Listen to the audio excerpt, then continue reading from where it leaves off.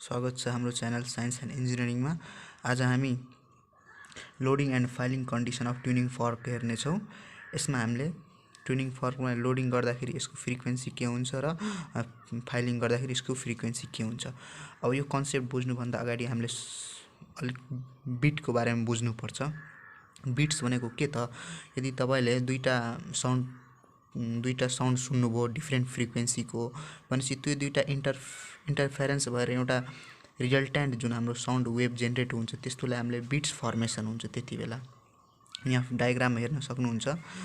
यहाँ सोर्स 1 र यो सोर्स 2 ले फ्रिक्वेन्सी F1 छ, यसको फ्रिक्वेन्सी F2 छ भनेपछि यो दुईटा एकैचोटि साइमल्टेनियसली बजायो भने यो दुईटा इन्टरफेरेन्स भएर हाम्रो एउटा रिजल्टेन्ट वेभ फर्म हुन्छ जुन चाहिँ बिट्स फर्मेसन हुन्छ।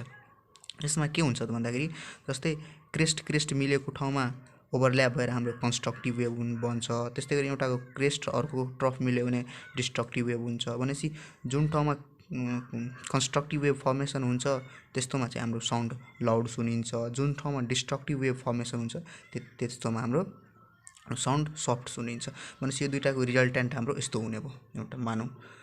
भनेपछि यति र यति बिचकोलाई के भनिन्छ त, 1 बिट भनिन्छ। भनेपछि सिम्पल कन्सेप्ट यहाँबाट बिटको बुझ्यो। डेफिनेसन हेर्न सकिन्छ।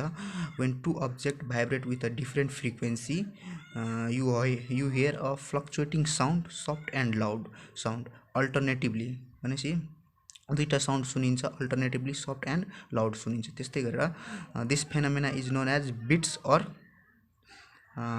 Or beat frequency of sound. Loud sound is caused by the constructive interference। भनेपछि कन्स्ट्रक्टिभ इन्टरफेरेन्स भनेको के त, दुईटा क्रेस्ट ओभरल्याप हुने ठाउँमा कन्स्ट्रक्टिभ वेभ हुन्छ र क्रेस्ट र टफ हुने ठाउँमा डिस्ट्रक्टिभ हुन्छ। त्यस्तै गरी constructive interference and soft sound is caused by the destructive interference. Simply यो कन्सेप्ट बुझ्नुभयो। अब यो डायग्राम बुझ्नुभयो।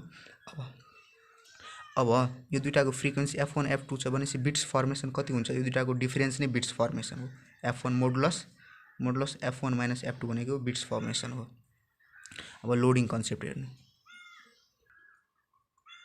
लोडिङ कन्सेप्टमा हाम्रो के हुन्छ, लोडिङ अफ द ट्युनिङ फर्क। सबभन्दा पहिला के बुझ्नु, लोडिङ भनेको ट्युनिङ फर्कमा हामीले कुनै समथिङ मास एड गर्नु, जस्तै व्याक्स एड गर्नु या केही सब कुनै रबरहरू त्यसमा अलिकति एड गर्नुलाई नै लोडिङ अफ ट्युनिङ फर्क भनिन्छ। र लोडिङ गर्दाखेरि जहिले नि फ्रिक्वेन्सी ट्युनिङ फर्कको डिक्रिज नै हुन्छ। जस्तै फ्रिक्वेन्सी एउटा सर्टेन थियो अनि त्यसपछि लोडिङ गरेर त्यसपछि जेनेरेट गर्ने फ्रिक्वेन्सी त्यसको डिक्रिज हुन्छ। यो लोडिङ र फाइलिङ किन गरिन्छ ट्युनिङ फर्कमा गर्दाखेरि, यो हाम्रो अननोन फ्रिक्वेन्सी निकाल्नलाई, ट्युनिङ फर्कको अननोन फ्रिक्वेन्सी निकाल्नलाई हाम्रो यो लोडिङ र फाइलिङ गरिन्छ। भनेपछि हामीले यहाँ लोडिङको एउटा कन्सेप्ट न्युमेरिकल हेर्छौँ, त्यसबाट हामीले बुझ्छौँ। दुईटा ट्युनिङ फर्क लियो, ए र बी लियो, यसको नोन फ्रिक्वेन्सी छ, यसको अननोन छ, यसको हामीले निकाल्नु पर्ने छ। भनेपछि यो दुईटालाई रिजोनेन्स गरायो एकैचोटि केहीमा सफ्ट अब्जेक्टमा ठोकेर रिजोनेन्स गरायो। यसलाई रिजोनेन्स गराउँदाखेरि 5 बिट्स फर्मेसन भएर यिनी दुईटा बिचको 5 बिट आयो। अब हेर्नु है, यो बिट भनेको के त, हाम्रो फ्रिक्वेन्सी डिफ्रेन्स हो। भनेपछि यसको फ्रिक्वेन्सी अननोन फ्रिक्वेन्सी कि त 505 हुन्छ कि त 495 हुन्छ, किनकि यो दुईटाको डिफ्रेन्स त 5 आइरहेछ। यो दुईटाको डिफ्रेन्स लिनु यानि 5, यो दुईटाको डिफ्रेन्स लिनु यानि 5। भनेपछि अननोन फ्रिक्वेन्सी ट्युनिङ फर्क कति हुने भयो, कि त यो हुन्छ कि त यो हुन्छ। अब यसपछि के गर्ने त, हामीले लोडिङ गर्ने। अननोन फ्रिक्वेन्सीको ट्युनिङ फर्कलाई लोडिङ गर्यो। यहाँ हामीले सर्टेन एउटा व्याक्स एड गर्यो, व्याक्सिङ गर्यो यहाँ। अब व्याक्सिङ गरेपछि के हुने भयो त, यसको फ्रिक्वेन्सी त पक्कै पनि घट्छ, यसको जस्ताको त्यस्तै हुन्छ। भनेपछि लोडिङ गरिसकेपछि यसको फ्रिक्वेन्सी 500 हर्ज नै हुन्छ र यसको फ्रिक्वेन्सी पक्कै पनि के हुने भयो त, पहिलेको भन्दा डिक्रिज हुन्छ। अब त्यसपछि फेरि रिजोनेन्स गरायो यहाँ, अनि रिजोनेन्स गराउँदाखेरि के कति बिट्स फर्मेसन भयो त, 8 बिट फर्मेसन भयो। भनेपछि यो केसमा यसको फ्रिक्वेन्सी कि त 508 हुने भयो कि त 492 हुने भयो, किनकि यो दुईटाको डिफ्रेन्स 8 नै हुन्छ। यो दुईटाको डिफ्रेन्स 8, यो दुईटाको डिफ्रेन्स 8। अब हेर्नु है, अब यसको त फ्रिक्वेन्सी जस्ताको त्यस्तै हुन्छ, किनकि केही गरेकै छैन। यसमा के गरेछ, हामीले व्याक्सिङ गरेछ कि त लोडिङ गरेछ या त। अब लोडिङ गर्दाखेरि यसको फ्रिक्वेन्सी डिक्रिज हुनु पर्यो। भनेपछि अप्पर हेर्नु त, अप्पर 505 बाट 508 मा आछ, डिक्रिज भएको छैन। लोवर हेर्नु त 495 बाट 492 आछ, भनेपछि लोअर फ्रिक्वेन्सी हाम्रो डिक्रिज भइरहेछ भनेपछि हाम्रो नेचुरल फ्रिक्वेन्सी के हुने हो त बी को 495 हुने भयो फ्रिक्वेन्सी अफ ट्युनिङ फर्क बी इक्वल्स टु 495 अर्को इक्जाम्पल हेरौँ त्यस्तै गरेर अर्को इक्जाम्पलमा हामीले के लियौ ट्युनिङ फर्क ए बी लियौ जसको 250 हर्ज छ नोन यसको नोन छैन र बिट्स कति फर्मेसन भएको छ 8 भएको छ बिफोर लोडिङ भनेपछि लोडिङ गर्नुभन्दा अगाडि नै अब हामीले के गर्यो त अननोन फ्रिक्वेन्सीवाला ट्युनिङ फर्कलाई लोडिङ गऱ्यो लोडिङ गरेपछि त्यतिपछि लोडिङ गरिसकेपछि फेरि रिजोनेन्स गराएपछि फेरि कति बिट्स फर्मेसन हुने भयो त 5 बिट फर्मेसन हुने भयो भनेपछि यहाँ व्याक्सिङ गर्दाखेरि लोडिङभन्दा अगाडि यसको फ्रिक्वेन्सी कि त 258 हुन्छ कि त 242 हुन्छ किनकि यसको डिफरेन्स नि 8 यसको डिफरेन्स नि 8 अब लोडिङ गर्यो लोडिङ गर्दाखेरि बिट्स घटेर आयो कति हुने भयो त 255 हुने भयो कि त 245 हुने भयो अब हेर्नु त यसको फ्रिक्वेन्सी चेन्ज हुँदैन तर यसको फ्रिक्वेन्सी त डिक्रिज हुनु पर्यो भनेपछि अप्पर डिक्रिज भएको छ 58 बाट 55 भएको छ लोअर 42 बाट 45 भएको छ भनेपछि डिक्रिज कुन भइरहेछ हाम्रो अप्पर भइरहेछ भनेपछि हाम्रो आन्सर भनेपछि यो हुने भयो natural frequency of B is 258 अर्को इक्जाम्पल त्यस्तै गरेर इक्जाम्पल यसमा तपाईको यो इक्जाम्पलमा बिट्स लोडिङ गर्दाखेरि बिट्स फर्मेसन न डिक्रिज हुन्छ न इन्क्रिज हुन्छ जस्ताको त्यस्तै हुन्छ त्यस्तो केसमा के गर्ने त जस्तै 250 हर्ज छ ए को बिट्स फर्मेसन 6 कति हुने भयो त यसको फ्रिक्वेन्सी कि त 56 कि त 44 यो दुईटा मध्ये कुनै हुन्छ यसको ट्युनिङ फर्क बी को भनेपछि हामीले लोडिङ गर्यो लोडिङ गरेपछि फेरि लोडिङ गरेपछि पनि बिट फर्मेसन हाम्रो 6 नै हुने भयो अब 256 कि त 244 भनेपछि अब हेर्नु त यहाँ लोडिङ गर्दाखेरि फ्रिक्वेन्सी हाम्रो डिक्रिज हुनुपर्ने तर दुईटै अप्पर नि सेमै छ लोअर नि सेमै छ अब यस्तोमा के गर्ने त ओभरअल हेर्ने के सबैले हेर्नु कुन डिक्रिज भएको छ भन्दाखेरि यसलाई फर्स्टलाई दुईटैसँग कम्पेयर गर्नु त फल यहाँ डिक्रिज भएको छैन यहाँ डिक्रिज भएको छ यहाँ डिक्रिज भएको छ भनेपछि हाम्रो आन्सर यो हुने भयो किनकि फर्स्टलाई अप्परलाई सेकेन्ड केसको दुईटैसँग कम्पेयर गर्नु होला जस्तै यसलाई गर्यो भने यहाँ 45 छ यहाँ नि इन्क्रिज यहाँ जस्ताको त्यस्तै भनेपछि डिक्रिज भएकै छैन तर यो हेर्नु त यो केसमा यसलाई दुईटैसँग कम्पेयर गर्दाखेरि फर्स्टसँग जस्ताको त्यस्तै छ सेकेन्ड केसमा डिक्रिज भएको छ भनेपछि हाम्रो फ्रिक्वेन्सी के हुने भयो त नेचुरल फ्रिक्वेन्सी बी 256 हुने भयो त्यसमा आधारित एउटा अब्जेक्टिभ क्वेसन हेरौँ त when the two tuning fork P and Q are sounded together the frequency of the beats heard by 4 hertz P has a known frequency 256 Hz. When the small load are added to the progs of Q, then the bits formation is reduced to 2 Hz.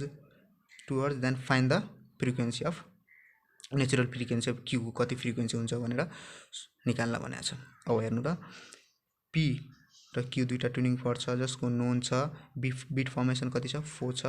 अब यसको frequency कति हुने भयो त अप्परमा add गर्नु लोअरमा minus गर्नु कि त यो हुन्छ कि त यो हुन्छ लोडिङ गरिसके के भएको छ रे बिट्स फर्मेसन रिड्युस भएको छ रिड्युस भएपछि कति हुनु पर्यो त अप्परमा 58 र 44 हुन्छ। अब यो दुईटालाई कम्पेयर गर्नु अप्परलाई हेर्नु त डिक्रिज भएको छ खासमा डिक्रिज हुनु पर्ने हो किनकि त भ्याक्सिन लोडिङ गरेछ यहाँ डिक्रिज भएको छ यो इन्क्रिज भएको छ भनेपछि हाम्रो आन्सर कुन हुने भयो त 260 हुने भयो।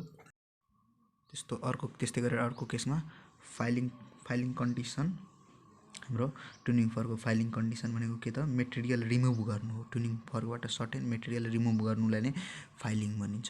अब नोटमा के बुझ्नुपर्ने हुन्छ फ्रिक्वेन्सी अफ ट्युनिङ फर्क इन्क्रिजेज बाई फाइलिङ भनेपछि हामीले फाइलिङ गरिसकेपछि त्यसको ट्युनिङ फर्कको वेट कम हुन्छ वेट कम भएपछि धेरै भाइब्रेट हुन्छ धेरै भाइब्रेट भएपछि त्यसको फ्रिक्वेन्सी धेरै नै हुन्छ यो बुझ्नुपर्छ फाइलिङ केसमा। एक्जाम्पल हेरौँ दुईटा ट्युनिङ फर्क लियो जसको एउटाको ए को नोन छ 300 हर्ज बी को निकाल्नु छ बिट्स फर्मेसन कति भएको छ 5 भएको छ भनेपछि यसको फ्रिक्वेन्सी कि त 305 हर्ज हुन्छ कि त 295 हुन्छ यो दुईटा मध्ये कुनै हाम्रो आन्सर हुन्छ। त्यसपछि हामीले के गर्यो त फाइलिङ गरेपछि फेरि रिजोनेन्स गराएपछि फेरि कति बिट्स फर्मेसन हुने भयो त 8 हुने भयो। यस्तो कन्डिसनमा फाइलिङ गराइसकेको छ भनेपछि यसको फ्रिक्वेन्सी फाइलिङ गराएको कन्डिसनमा कति हुने भयो त 308 कि त 292 हुने भयो। अब यो ए लाई हेर्नु त, ए को फ्रिक्वेन्सी जस्ताको त्यस्तै हुन्छ, बी को फ्रिक्वेन्सी बढ्छ किनकि मेटल रिमुभ भएको छ, यसको फ्रिक्वेन्सी ट्युनिङ फर्कलाई फाइलिङ गरेको छ। भनेपछि अप्परलाई अप्पर हेर्नु त कुन चाहिँ इन्क्रिज भएको छ, अप्पर नै इन्क्रिज भएको छ, 5 बाट 8 मा आएको छ। लोअर भनेपछि 95 बाट 92 मा गएको छ, भनेपछि इन्क्रिज भइरहेको छ अप्पर। भनेपछि नेचुरल फ्रिक्वेन्सी अफ बी कति हुने भयो त 305 हुने भयो। अर्को एक्जाम्पल, दुईटा ट्युनिङ फर्क लियो, एउटाको नोनको 250 छ, यसको निकाल्नु पर्ने छ, बिट्स फर्मेसन 8 छ, यसको फ्रिक्वेन्सी कति हुने भयो त 259 कि त 241 हुने भयो। यो दुईटा मध्ये कुनै एउटा हुन्छ। फाइलिङ गर्यो, फाइलिङ गरेपछि फेरि रिजोनेन्स गरायो, रिजोनेन्स गराइसकेपछि बिट फर्मेसन 5 भयो कि त अब 255 हुने भयो कि त 245 हुने भयो। अब हेर्नु त यसको जस्ताको त्यस्तै हुन्छ, यसको के हुने भयो त इन्क्रिज हुनु पर्यो। अप्पर केस 59 बाट 55 भएको छ, डिक्रिज भएको छ। लोअर केस 41 बाट 45 भएको छ, भनेपछि यसको फ्रिक्वेन्सी यो हुने भयो। फ्रिक्वेन्सी अफ बी इज 241 हुने भयो। लास्ट केसमा हामीले फेरि लियौँ, एउटाको लियो 250 हर्ज लियो, बिट फर्मेसन 4 छ, यसको निकाल्नु पर्ने छ, यसको कति हुने भयो त 54 कि त 46, यो दुईटा मध्ये कुनै हुन्छ। फाइलिङ गर्यो, फाइलिङ गरेपछि फेरि बिट्स फर्मेसन सेम नै रह्यो अरे, बिट फर्मेसन सेम नै रह्यो। भनेपछि सेम हुँदाखेरि हामीले अप्परलाई दुईटैसँग लोअरसँग कम्पेयर गर्ने, लोअरलाई दुईटैसँग कम्पेयर गर्ने यताकोले। भनेपछि हामीलाई थाहा छ फाइलिङ गऱ्यो भने यसको इन्डिभिजुअल फ्रिक्वेन्सी त बढ्नु पर्ने हो। अब अप्परलाई दुईटैसँग गर्नु त, अप्परलाई योसँग गर्दाखेरि इन्क्रिज भएको छ, अप्परलाई योसँग गर्दाखेरि अप्परलाई योसँग गर्दाखेरि जस्ताको त्यस्तै छ, अप्परलाई योसँग गर्दाखेरि डिक्रिज भएको छ, भएन। भनेपछि लोअरलाई यहाँ गर्दाखेरि इन्क्रिज भएको छ, लोअरलाई यताको लोअरसँग जस्ताको त्यस्तै छ। भनेपछि हाम्रो फ्रिक्वेन्सी के हुने भयो, आन्सर यो हुने भयो। फ्रिक्वेन्सी बी इज यति। आई होप बुझ्नुभयो होला सबैले। केही कन्फ्युजन छ भने कमेन्ट गर्न सक्नुहुन्छ।